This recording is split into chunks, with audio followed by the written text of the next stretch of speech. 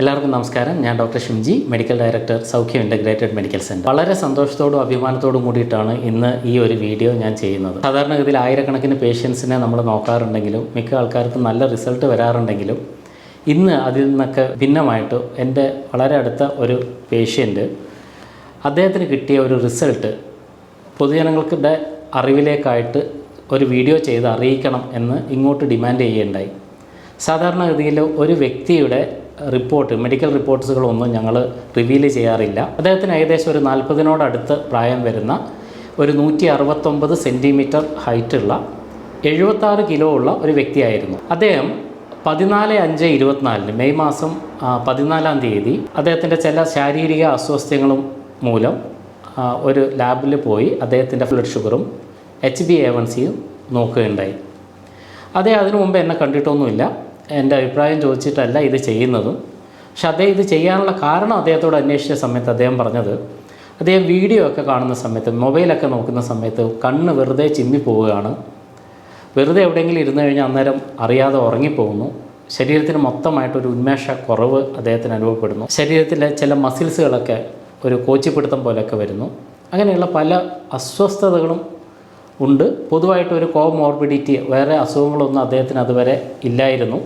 ഇതിൻ്റെ ഒരു പശ്ചാത്തലത്തിലാണ് അദ്ദേഹം പോയിട്ട് അദ്ദേഹത്തിൻ്റെ HbA1c നോക്കുന്നത്. ആ റിസൾട്ട് അദ്ദേഹത്തെ സംബന്ധിച്ചിടത്തോളം വളരെ വലിയൊരു ഷോക്കിംഗ് ആയിരുന്നു. അദ്ദേഹത്തിൻ്റെ HbA1c അറിഞ്ഞത് 10.86 ആണ്. 10.86 ppbs അദ്ദേഹത്തിന് 306 ആയിരുന്നു. അപ്പോൾ അത് വളരെ ഹ്യൂജായിട്ടുള്ള ഒരു ഹൈക്കാണ്. സാധാരണഗതിയിൽ അത് ശരിക്കും ഡയറക്റ്റ്ലി ഇൻസുലിൻ സ്റ്റാർട്ട് ചെയ്യേണ്ട ഒരു അവസ്ഥയിലേക്ക് അദ്ദേഹം വന്നു എന്ന് തന്നെ പറയാം. ഇതിനെ തുടർന്നാണ് അദ്ദേഹം എന്നെ സമീപിക്കുന്നതും അദ്ദേഹത്തിൻ്റെ ഈ പ്രശ്നങ്ങളെ കുറിച്ച് എന്നോട് ഡിസ്കസ് ചെയ്യുന്നതും. അദ്ദേഹത്തിൻ്റെ ടോട്ടലായിട്ടുള്ള ശരീരഭാരവും അദ്ദേഹത്തിനുള്ള ചില ശാരീരിക പ്രശ്നങ്ങളും ഒക്കെ പരിഗണിച്ച് അദ്ദേഹത്തിനുള്ള ഒരു ഡയറ്റ് പ്ലാൻ നമ്മൾ തയ്യാറാക്കി. 3 മാസത്തെ സമയമാണ് അദ്ദേഹത്തോട് ഞങ്ങൾ പറഞ്ഞത്. 3 മാസം കൊണ്ട് അദ്ദേഹത്തിന് വളരെ കൃത്യമായ രീതിയിലുള്ള ഒരു റിഡക്ഷൻ ബ്ലഡ് ഷുഗറിലുണ്ടാവും, HbA1cയിലും ഉണ്ടാവും എന്ന് അദ്ദേഹത്തിനൊരു വാക്ക് കൊടുത്തു. ഞങ്ങളെ പോലും അതിശയിപ്പിക്കുന്ന രീതിയിൽ ഞങ്ങൾ പറഞ്ഞതിനേക്കാൾ കൂടുതൽ നല്ല രീതിയിൽ തന്നെ അദ്ദേഹത്തിൻ്റെ ഡയറ്റ് കൊണ്ടുപോയി. മസിൽ ക്രാംസും ബുദ്ധിമുട്ടുകളൊക്കെ ഉണ്ടായതുകൊണ്ട് അദ്ദേഹത്തിൻ്റെ വൈറ്റാമിൻ ഡി ഞങ്ങളൊന്ന് ചെക്ക് ചെയ്തിട്ടുണ്ടായിരുന്നു. വൈറ്റാമിൻ ഡി വളരെ കുറവായിരുന്നതുകൊണ്ട് തന്നെ അദ്ദേഹത്തിന് വൈറ്റാമിൻ ഡി കൃത്യമായ രീതിയിൽ സപ്ലിമെൻ്റ് ചെയ്ത് കൊടുത്തു. മഗ്നീഷ്യത്തിൻ്റെ കുറവുണ്ടായതുകൊണ്ട് മഗ്നീഷ്യവും കൊടുത്തു. അപ്പോൾ വളരെ അത്യാവശ്യമുള്ള ചില ന്യൂട്രീഷൻ അദ്ദേഹത്തിന് കൊടുക്കുകയുണ്ടായി. മറിച്ച് യാതൊരുവിധ മരുന്നും അദ്ദേഹത്തിന് കൊടുത്തിട്ടില്ല. വെറും ഡയറ്ററി മാനേജ്മെൻറ്റ് മാത്രമാണ് പോയത്. കൃത്യമായി പറഞ്ഞാൽ 70 ദിവസങ്ങൾക്ക് ശേഷം അദ്ദേഹത്തിൻ്റെ HbA1c ഒന്നും കൂടെ ചെക്ക് ചെയ്തു. കാരണം 70 ദിവസം കഴിഞ്ഞിട്ട് ചെക്ക് ചെയ്യാൻ ഞങ്ങളാരും ആവശ്യപ്പെട്ടിട്ടില്ല. അദ്ദേഹത്തിൻ്റെ തന്നെ ഒരു ഇൻട്രസ്റ്റിൽ അദ്ദേഹം ചെക്ക് ചെയ്തതാണ്.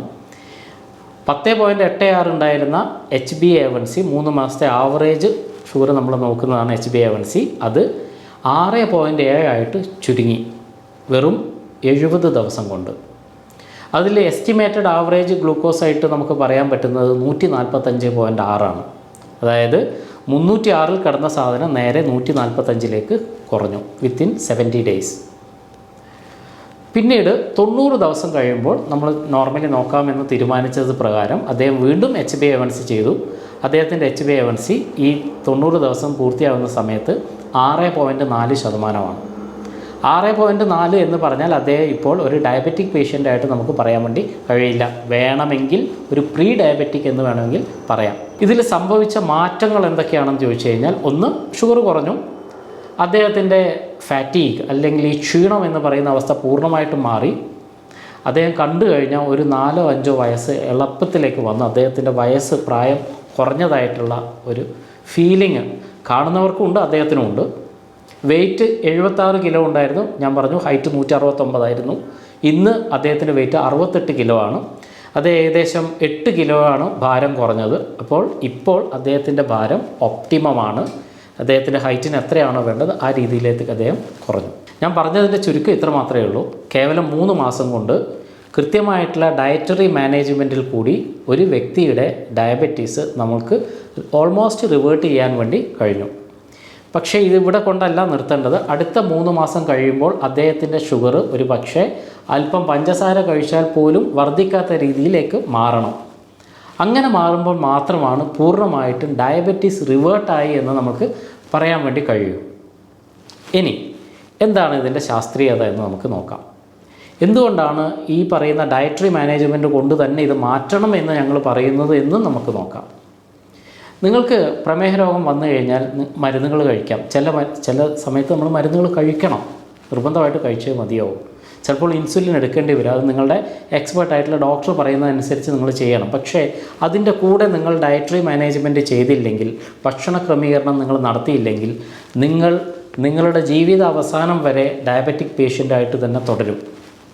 അങ്ങനെ വേണോ ഒരു 3-4 മാസം അല്പം ഡയറ്ററി മാനേജ്മെൻറ്റൊക്കെ സ്ട്രിക്റ്റായിട്ട് ചെയ്ത് പൂർണ്ണമായിട്ട് ഇതിൽ നിന്നൊരു വിടുതൽ നേടണോ എന്ന് തീരുമാനിക്കേണ്ടത് നിങ്ങളാണ്.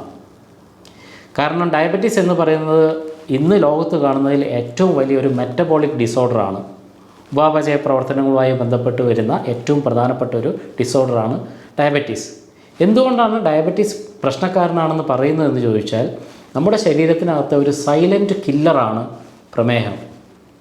പ്രമേഹം 2 തരത്തിലുണ്ടെന്ന് നിങ്ങൾക്കറിയാം, ടൈപ്പ് 1ഉം ടൈപ്പ് 2ഉം. ടൈപ്പ് 1ലാണ് നിങ്ങളുടെ ശരീരത്തിനകത്ത് ആവശ്യത്തിന് ഇൻസുലിൻ ഉൽപ്പാദിപ്പിക്കാത്ത അവസ്ഥ.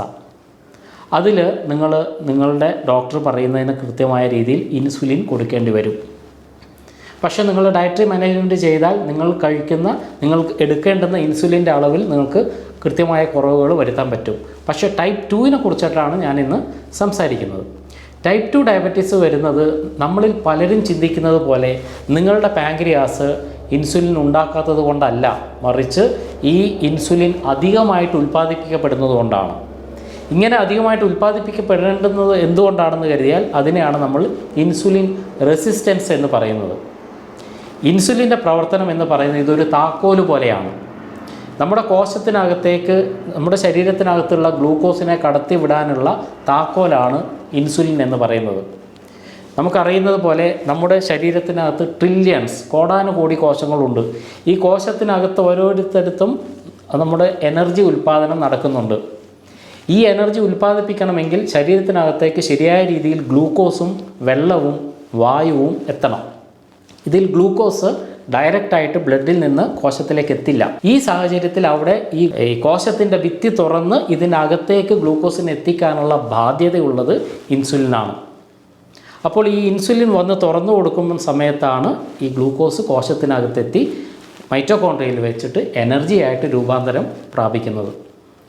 അപ്പോൾ കോശത്തിനകത്ത് ഗ്ലൂക്കോസ് എനർജി കുറയുന്ന സമയത്തെല്ലാം തന്നെ പാൻക്രിയാസിനകത്തേക്ക് നിർദ്ദേശം പോവുകയും കൂടുതൽ ഇൻസുലിൻ ഉണ്ടാവുകയും ചെയ്യും. അപ്പോൾ ഈ ഇൻസുലിൻ മടിയന്മാരായി പോകുന്ന സമയത്ത് ഇതിന് ഒരു താക്കോലിൻ്റെ മുകളിൽ പ്ലാസ്റ്റിക് കവറിടുന്ന അവസ്ഥ എത്തും. ഇതിന് പോയി വാതിൽ തുറക്കാൻ വേണ്ടി കഴിയില്ല. അപ്പോഴാണ് ശരീരം കൂടുതൽ ഇൻസുലിൻ ഉൽപ്പാദിപ്പിച്ചുകൊണ്ടേയിരിക്കുന്നത്. ഈ പ്രോസസ്സിനാണ് നമ്മൾ സാധാരണ ഇൻസുലിൻ റെസിസ്റ്റൻസ് എന്ന് പറയുന്നത്. ഇൻസുലിൻ റെസിസ്റ്റൻസ് എന്തുകൊണ്ടാണ് വരുന്നത്? ഇൻസുലിൻ റെസിസ്റ്റൻസ് വരുന്നത് നിങ്ങളുടെ ശരീരത്തിനകത്തുള്ള ഫാറ്റ് കൊണ്ടാണ്, അല്ലെങ്കിൽ വിസറൽ ഫാറ്റ് ഉണ്ടാകുന്നതുകൊണ്ടാണ്. വിസറൽ ഫാറ്റ് എവിടെ നിന്നാണ് വരുന്നത്? അവിടെയാണ് നമുക്ക് ചെറിയ കോൺട്രവേഴ്സി ഉള്ളത്. ഫാറ്റ് കൊണ്ട് ഉണ്ടാകുന്നതെന്ന് കേൾക്കുമ്പോൾ തന്നെ കാള പെറ്റ് എന്ന് കേൾക്കുമ്പോൾ കയറെടുക്കുന്നത് പോലെ ഫാറ്റിൻ്റെ കൺസംഷൻ നമ്മൾ നിർത്തുന്നു. ഫാറ്റ് കഴിക്കരുത്, ഫാറ്റ് പ്രശ്നമാണെന്നുള്ളൊരു ധാരണ വരുന്നു. അവിടെ സംഭവിക്കുന്ന എന്താണ്? ശരിക്കും നിങ്ങളുടെ ശരീരത്തിനുള്ള കൊളസ്ട്രോൾ അല്ലെങ്കിൽ ഫാറ്റ് ഉണ്ടാക്കുന്നത് നമ്മുടെ ശരീരത്തിനകത്തുള്ള ടിഷ്യൂസ് തന്നെയാണ് മഹാഭൂരിഭാഗവും. അതിൽ പ്രധാനപ്പെട്ട റോളുള്ളത് ലിവറിനാണ്. നിങ്ങളുടെ ലിവർ ഫാറ്റ് ഉണ്ടാക്കുന്നത് ഏതുകൊണ്ടാണ്? നിങ്ങളുടെ ലിവർ ഫാറ്റ് ഉണ്ടാക്കുന്നത് നിങ്ങളുടെ ശരീരത്തിൽ എക്സസ് ആയിട്ട് വരുന്ന കാർബോഹൈഡ്രേറ്റ് കൊണ്ടാണ്. അപ്പോൾ ഈ പറയുന്ന ഇൻസുലിൻ റെസിസ്റ്റൻസ് ഇല്ലാതിരിക്കണമെങ്കിൽ നിങ്ങൾ എന്ത് ചെയ്യണം? അധികമായിട്ട് കഴിക്കുന്ന കാർബോഹൈഡ്രേറ്റിനെ ഇല്ലാതാക്കണം.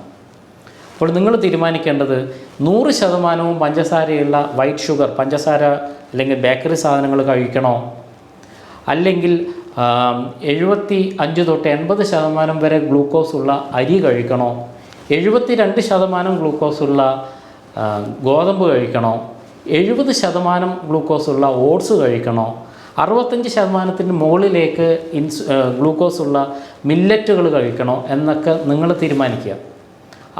അങ്ങനെ നിങ്ങൾ കഴിച്ചുകൊണ്ട് നിങ്ങൾക്കൊരിക്കലും ഡയബറ്റീസിനെ മാറ്റാൻ വേണ്ടി കഴിയില്ല. ഒരു കാര്യം കൂടി പറഞ്ഞ് ഞാൻ ഇത് ചുരുക്കുകയാണ്. പലപ്പോഴും പലരും വിചാരിക്കുന്നത് ഇൻസുലിൻ കുത്തിക്കൊണ്ട് നിങ്ങൾക്ക് ആവശ്യമുള്ളത് മുഴുവൻ കഴിക്കാമെന്നാണ്. മണ്ടത്തരമാണത്. ഇൻസുലിൻ കുത്തിവെക്കുന്ന സമയത്ത് നിങ്ങളുടെ രക്തത്തിനകത്തുള്ള ഗ്ലൂക്കോസിന് എന്ത് സംഭവിക്കുന്നു എന്ന് നിങ്ങൾ എപ്പോഴെങ്കിലും ആലോചിച്ചിട്ടുണ്ടോ? ഒരു കാരണവശാലും അത് ആവിയായി പോവില്ല. ഈ ഇൻസുലിൻ പോകുന്നത് നിങ്ങളുടെ ചെറിയ ബ്ലഡ് വെസൽസിലേക്കാണ്. ഇൻസുലിൻ എടുത്തുകൊണ്ട് ഷുഗർ മുഴുവനായിട്ട് നിയന്ത്രിക്കുക എന്ന് പറയുന്നത് ശരിയായ ഒരു നടപടിയായിട്ട് കരുതുന്നില്ല. അവിടെ നിങ്ങൾ ചെയ്യേണ്ടത് തീർച്ചയായിട്ടും നിങ്ങളുടെ ഡയറ്റ് മോഡിഫിക്കേഷൻ, ഭക്ഷണ ക്രമീകരണത്തിൽ കൂടി ശരിയായ രീതിയിൽ തന്നെ ഇൻസുലിൻ റെസിസ്റ്റൻസ് കുറച്ചുകൊണ്ട് ഡയബറ്റീസിനെ പരിധിയിലേക്ക് വരുത്തുകയാണ് ചെയ്യേണ്ടത്. അങ്ങനെ ചെയ്യാത്തത് കൊണ്ടാണ് ഇത്രമാത്രം ആരോഗ്യ മേഖല പുരോഗമിച്ചു എന്ന് നമ്മൾ അവകാശപ്പെടുമ്പോഴും പ്രമേഹ രോഗികളുടെ എണ്ണത്തിൽ കുറവ് വരാത്തതും പ്രമേഹ രോഗത്തിൻ്റെ കോംപ്ലിക്കേഷൻസിൽ കുറവ് വരാത്തതും. നിങ്ങളൊന്ന് ആലോചിച്ചാൽ 10 വർഷങ്ങൾക്ക് മുമ്പ് നമ്മുടെ നാട്ടിൽ എത്ര ഡയാലിസിസ് സെൻറ്റേഴ്സ് ഉണ്ടായിരുന്നു എന്ന് ആലോചിക്കുക. ഇന്ന് ഡയാലിസിസ് സെൻറ്റേഴ്സിലുള്ള തിരക്കുകൾ നിങ്ങളൊന്ന് ആലോചിക്കുക. ഇതൊക്കെ എങ്ങനെയാണ് സംഭവിക്കുന്നത്? ഇത്രമാത്രം ശാസ്ത്രീയമായി കാര്യങ്ങൾ പുരോഗമിച്ചു എന്ന് നമ്മൾ വിശ്വസിക്കുമ്പോഴും നമുക്ക് പറ്റുന്ന ഇത്തരം തെറ്റുകളിൽ കൂടിയാണ് ഈ പ്രശ്നങ്ങൾ ഇത്രയും സങ്കീർണമാകുന്നത്. പലരും പറയുന്നത് വേണ്ടുന്നതൊക്കെ കഴിക്കൂ, വ്യായാമം ചെയ്യൂ എന്ന്. അതും ശരിയായ രീതിയല്ല. നിങ്ങൾ എത്ര വ്യായാമം ചെയ്താലും നിങ്ങളുടെ ശരീരത്തിന് കൺട്രോൾ ചെയ്യാൻ പറ്റുന്ന, ഉപയോഗപ്പെടുത്താൻ പറ്റുന്ന ഗ്ലൂക്കോസിന് ഒരു പരിമിതിയുണ്ട്. പരിമിതിയിൽ നിന്നുകൊണ്ട് മാത്രമേ എക്സസൈസിൽ കൂടി നമുക്ക് ഷുഗർ കുറക്കാൻ വേണ്ടി കഴിയൂ. അവിടെ പ്രൈം ഇമ്പോർട്ടൻസ് ആരോഗ്യത്തിൻ്റെ കാര്യത്തിൽ ഭക്ഷണ ക്രമീകരണത്തിനാണ് നമ്മൾ കൊടുക്കേണ്ടത്. ഇനി ഇപ്പോൾ നിങ്ങളുടെ സംശയം, എന്നാൽ പിന്നെ ആ ഡയറ്റ് ഇങ്ങോട്ട് പറഞ്ഞു തരരുതോ, ഞങ്ങളത് ചെയ്യട്ടെ എന്നാണ്. ഒറ്റ വാക്കിലുള്ള കാര്യം ഞാൻ പറഞ്ഞു. ഷുഗറിൻ്റെ കണ്ടൻറ്റുള്ള സാധനങ്ങൾ കുറയ്ക്കുക. എന്തുകൊണ്ടാണ് ഞാൻ കൃത്യമായിട്ട് ഒരാൾ ഇന്ന സമയത്ത് കഴിച്ചു കൊള്ളണം എന്ന് പറയാത്തത്? അതിൻ്റെ വ്യക്തമായ കാരണം, ഒന്നിക്കിൽ നിങ്ങൾക്ക് ഒരു പക്ഷേ കോമോർബിഡിറ്റീസ് ഉണ്ടാകാം. ഡയബറ്റീസ് ഉള്ള ഒരാൾക്ക് അതിൻ്റെ കൂടെ ഒരു പക്ഷേ ബ്രോങ്കിയൽ ആസ്മ ഉണ്ടെങ്കിലോ, അല്ലെങ്കിൽ ഹൃദയ സംബന്ധമായ പ്രശ്നം ഉണ്ടെങ്കിലോ, അങ്ങനെയുള്ള പ്രശ്നങ്ങൾ ഉണ്ടെങ്കിൽ അതിനെ കൂടി ശ്രദ്ധിച്ചിട്ട് വേണം അയാൾക്കുള്ള ഡയറ്റ് പ്ലാൻ ഉണ്ടാക്കുവാൻ വേണ്ടിയിട്ട്. ചില സമയത്ത് ഞാൻ ആദ്യം സൂചിപ്പിച്ചതുപോലെ എൻ്റെ അടുത്ത് വന്ന വ്യക്തിക്ക് ഉള്ളതുപോലെ വൈറ്റമിൻ ഡി ഡെഫിഷ്യൻസി ഉണ്ടെങ്കിലോ, ആ ഡെഫിഷ്യൻസി കൂടി പരിഗണിച്ച് കൊണ്ട് വേണം, അതിനെ കൂടി കൺട്രോൾ ചെയ്തുകൊണ്ട് വേണം നമ്മൾക്ക് ഈ പറയുന്ന ഒരു ഡയറ്ററി മാനേജ്മെൻറ്റ് ഉണ്ടാക്കാൻ വേണ്ടി.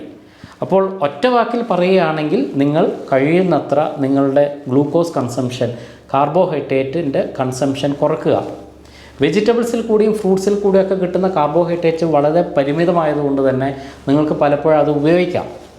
അതുകൊണ്ട് ഇൻസുലിൻ റെസിസ്റ്റൻസ് ഉണ്ടാകാനുള്ള സാധ്യതയില്ല.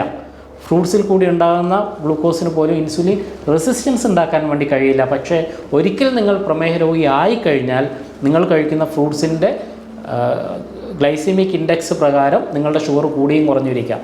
അല്ലാതെ ഫ്രൂട്ട്സ് കഴിച്ചതുകൊണ്ട് മാത്രം ഒരാൾ ഇൻസുലിൻ റെസിസ്റ്റൻസ് വന്നിട്ട് പ്രമേഹ രോഗി ആവുകയും ഇല്ല. അപ്പോൾ പൂർണ്ണമായിട്ടും ഞാൻ നേരത്തെ സൂചിപ്പിച്ച കാര്യങ്ങളൊക്കെ അനുവർത്തിക്കുകയാണെങ്കിൽ നിങ്ങൾക്ക് മരുന്നുകൾ പരമാവധി കുറച്ചുകൊണ്ടോ അല്ലെങ്കിൽ പൂർണ്ണമായിട്ട് ഒഴിവാക്കിക്കൊണ്ട് തന്നെയോ നിങ്ങളുടെ ഡയബറ്റീസിനെ നിങ്ങൾക്ക് നിയന്ത്രിക്കാൻ വേണ്ടി കഴിയും. തീരുമാനിക്കേണ്ടത് നിങ്ങളാണ്. ഇതിനു വേണ്ടി അല്പം അധ്വാനിക്കാൻ തയ്യാറുണ്ടോ, അതിനുള്ളൊരു മനസ്ഥിതി ഉണ്ടോ? ഉണ്ടെങ്കിൽ തീർച്ചയായിട്ടും 3 തൊട്ട് 6 മാസം വരെ നിങ്ങൾ കൃത്യമായ ഡയറ്റ് പ്ലാനിൽ കൂടി മുന്നോട്ട് പോവുകയാണെങ്കിൽ, ശരിയായ രീതിയിലുള്ള വ്യായാമത്തിൽ കൂടി മുന്നോട്ട് പോവുകയാണെങ്കിൽ പൂർണ്ണമായിട്ടും തന്നെ ഡയബറ്റീസ് പരിധിയിൽ വരുത്താം. അല്ലെങ്കിൽ കിട്ടുന്നത് മുഴുവൻ കഴിച്ച് ജീവിക്കാനുള്ളത് ഭക്ഷണം കഴിക്കാനുള്ള ആണ് എന്നുള്ള ഒരു ധാരണ ഉള്ളവരാണെങ്കിൽ ഇൻസുലിനോ മരുന്നോ കഴിച്ച് ജീവിതത്തിൻ്റെ അവസാന യാമം വരെ മരുന്നിനെ ഡിപ്പെൻഡ് ചെയ്തിട്ട് ജീവിക്കാം. ഞാൻ നേരത്തെ സൂചിപ്പിച്ച വ്യക്തിയുടെ ഡയബറ്റീസിൻ്റെ പ്രോഗ്രസ് നിങ്ങൾക്ക് അറിയാൻ താല്പര്യമുണ്ടെങ്കിൽ നിങ്ങൾ കമൻറ്റ് ചെയ്യുകയാണെങ്കിൽ തീർച്ചയായിട്ടും 6 മാസത്തിന് ശേഷം ആ വ്യക്തിയുടെ HbA1c കമ്പാരിറ്റീവ് സ്റ്റഡി ആയിട്ട് ഞാൻ ഒരു വീഡിയോയും കൂടെ അവതരിപ്പിക്കുന്നതാണ്. മറ്റൊരു വീഡിയോയിൽ വീണ്ടും കാണുന്നവരെല്ലാവർക്കും നന്ദി.